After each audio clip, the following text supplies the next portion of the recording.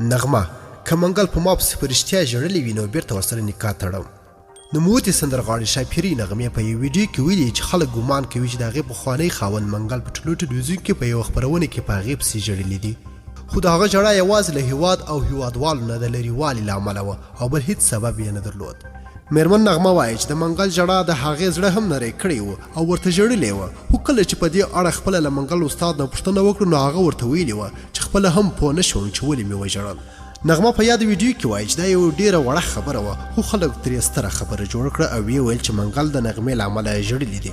هغه زیاتوي که منګل استاد په خپله وایي چې ما له نغمې ورسره د ګډ ژوند پر مهال ظلم کړی دی او جفا مې ورسره کړې ده، نو بیا دې خلک زما په اړه قضاوت وکړي او ودې وایي چې نغمه یو ظالمه او بېوفا ښځه ده. میرمن نغمې په ویډیو کې له خلکو سره واده هم کړې ده او ویلي دي که چېرته منګل استاد په رښتیا خلکو ته ووایي چې په ټلویزیون کې چې کومې اوښکې دوی کړې وې هغه د نغمې له امله وې او دا هم ووایي چې زه له نغمې سره زړه نه مینه لرم، نو زه حاضر یم چې یو ځل بیا له هغه سره نکاح وتړم.